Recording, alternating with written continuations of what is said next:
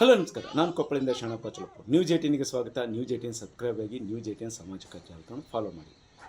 ಹನುಮನ ಜನ್ಮಿಸಿದ ನಾಡು ಕೊಪ್ಪಳ. ಇದು ಕಿಷ್ಕಿಂಧ ನಾಡು ಅಂತಲೇ ಪ್ರಸಿದ್ಧಿ ಮತ್ತು ಇದು ರಾಮಾಯಣದಲ್ಲಿ ವಿಶೇಷ ಸ್ಥಾನ ಹೊಂದಿರುವಂಥ ಇದು. ಜಗತ್ತಿನಲ್ಲಿ ಅತಿ ಹೆಚ್ಚು ಪೂಜೆಗೊಳ್ಳುವ ಹನುಮನ ಈ ಸ್ಥಳ ಈಗ ವಿಶೇಷಕ್ಕೆ ಒಂದೊಂದು ಸಾಕ್ಷಿ ಆಗ್ತಾಯಿದೆ. ಏನು ಡಿವೈನಿಂಗ್ ಸ್ಟಾರ್ ಅಂತ ಏನು ಹೇಳ್ತೀವಿ, ರಿಷಬ್ ಶೆಟ್ಟಿ ಇಲ್ಲಿ ಹೊಸ ಅವತಾರದಲ್ಲಿ ಸಿನಿಮಾ ಮಾಡಲು ಒಂದಾಗಿದ್ದಾರೆ. ಆಂಧ್ರದ ಈಗಾಗಲೇ ಹನುಮಾನ್ ಚಿತ್ರವನ್ನು ಮಾಡಿರುವಂಥ ಪ್ರಶಾಂತ್ ವರ್ಮಾ ಈಗ ಮೈತ್ರಿ ಮೂವಿ ಅಡಿಯಲ್ಲಿ ಜೈ ಹನುಮಾನ್ ಎನ್ನುವಂಥ ಸಿನಿಮಾಕ್ಕೆ ಸಿದ್ಧತೆ ನಡೆಸಿದ್ದಾರೆ. ಈ ಸಿನಿಮಾಕ್ಕೆ ಈ ಮುಹೂರ್ತವನ್ನು ನಿನ್ನೆ ಅಂದರೆ ಹನುಮನ ಜನ್ಮಸ್ಥಳವಿರೋಂಥ ಅಂಜನಾದ್ರಿಯಲ್ಲಿ ಮಾಡಲಾಯಿತು. ಏನು ನಿರ್ದೇಶಕರಾಗಿರುವಂಥ ಪ್ರಶಾಂತ್ ಶರ್ಮಾ ಆಗಿರ್ಬೋದು ಮತ್ತು ನಟ ಆಗಿರುವಂಥ ರಿಷಬ್ ಶೆಟ್ಟಿ ಆಗಿರ್ಬೋದು ಮತ್ತು ಪತ್ನಿಯೊಂದಿಗೆ ನಿನ್ನೆ ಏನೋ ಸರಿಸುಮಾರು 575 ಮೆಟ್ಟಿಲುಗಳನ್ನು ಏರಿ ಅಲ್ಲಿ ಆಂಜನೇಯನಿಗೆ ಪೂಜೆ ಸಲ್ಲಿಸೋ ಜೊತೆಗೆ ಅಲ್ಲಿ ಆಶೀರ್ವಾದವನ್ನು ಪಡೆದು ಚಿತ್ರಕ್ಕೆ ಮುಹೂರ್ತವನ್ನು ಮಾಡಿದರು.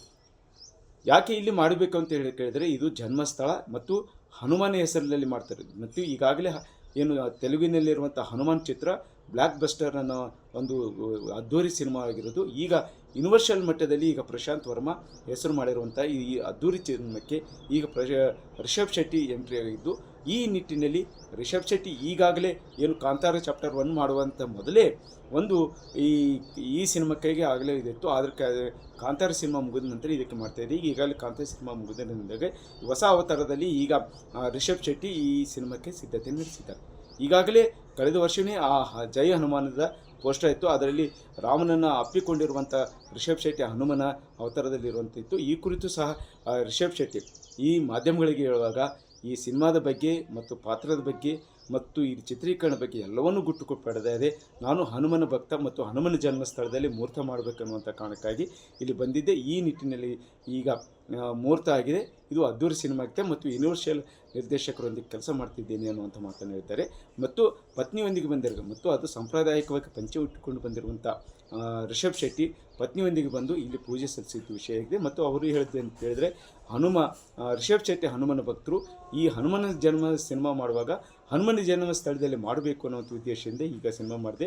ಇಂಥ ಸಿನಿಮಾಕ್ಕೆ ಎಲ್ಲರೂ ಏನು ಇದು ಒಂದು ಧಾರ್ಮಿಕ ಸಿನಿಮಾ ಆಗಿರೋ ಕಾರಣಕ್ಕಾಗಿ ಇಂಥ ಸಿನಿಮಾಗಳ ಬಗ್ಗೆ ಈ ಡಿವೈನಿಂಗ್ ಸ್ಟಾರ್ ಬಗ್ಗೆ ಹೆಚ್ಚು ಜನರ ನಿರೀಕ್ಷೆ ಇದೆ. ಈ ನಿರೀಕ್ಷೆ ಖುಷಿಯಾಗುವುದಿಲ್ಲ ಅನ್ನುವಂಥ ಮಾತನ್ನು ಹೇಳಿದ್ದಾರೆ. ಇವತ್ತು ಇಲ್ಲಿ ಮುಹೂರ್ತ ಮಾಡ್ತಾ ಇದ್ದೀವಿ. ಮೈತ್ರಿ ಅವರು ಪ್ರೊಡ್ಯೂಸ್ ಮಾಡ್ತಿರುವಂಥ ಸಿನಿಮಾ ಪ್ರಶಾಂತ್ ವರ್ಮಾ ಅವರ ಒಂದು ಪ್ರಶಾಂತ್ ವರ್ಮಾ ಯೂನಿವರ್ಸ್. ಸೊ ಹನುಮಾನ್ ಮಾಡಿದರು. ಸೊ ಹಾಗಾಗಿ ಅದರ ಮುಂದುವರಿದ ಭಾಗವಾಗಿ ಜೈ ಹನುಮಾನ್ ಮಾಡ್ತಾ ಇದ್ದಾರೆ. ನಾನು ಇನಿಷಿಯಲಿ ಪ್ರೊಡ್ಯೂಸರ್ಗೆ ಮತ್ತು ಪ್ರಶಾಂತ್ ಅವ್ರಿಗೆ ಹೇಳಿದ್ದೆ, ಅಂದರೆ ಹನುಮಂತ ಹುಟ್ಟಿರುವಂಥ ಜಾಗ ಅಂಜನಾದ್ರಿಲಿ ಮುಹೂರ್ತ ಮಾಡೋಣ ಅಂತ ಅಂದ್ಕೊಂಡು. ಸೊ ಅದೇ ಥರದಲ್ಲಿ ಇಡೀ ತಂಡ ಇವತ್ತು ಬಂದು ನಮ್ಮ ನಿರ್ಮಾಪಕರು, ನಿರ್ದೇಶಕರು, ಇಡೀ ತಂಡದವ್ರು ಇಲ್ಲಿ ಬಂದಿದ್ದೀವಿ. ಇವತ್ತು ಮುಹೂರ್ತ ಮಾಡಿ ಹನುಮಂತನ ಆಶೀರ್ವಾದ ಪಡ್ಕೊಂಡು ಚಿತ್ರೀಕರಣವನ್ನು ಮುಂದುವರಿಸುವಂಥ ಯೋಚನೆಯಲ್ಲಿ ಬಂದಿದ್ದೀವಿ ಎಲ್ಲರೂ. ಸೊ ಎಲ್ಲರೂ ಆಶೀರ್ವಾದ ಪಡೆದಿದ್ದೀವಿ. ಖುಷಿಯಾಗಿದೆ ಎಲ್ಲರಿಗೆ. ಸೊ ಬ್ಲೆಸ್ಡ್ ಹನುಮಂತನ ಒಂದು ಜನ್ಮಸ್ಥಳದಲ್ಲಿ ಒಂದು ಮುಹೂರ್ತ ಮಾಡಿಕೊಳ್ಳೋದು. ಹನುಮನ್ ದಯೆಯಿಂದ ರಿಷಬ್ಗೆ ಹನುಮಾನ್ ಅಂತ ಒಂದು ಕ್ಯಾರೆಕ್ಟರ್ ಪ್ಲೇ ಮಾಡೋದಕ್ಕೆ ಸಿಕ್ಕಿದೆ.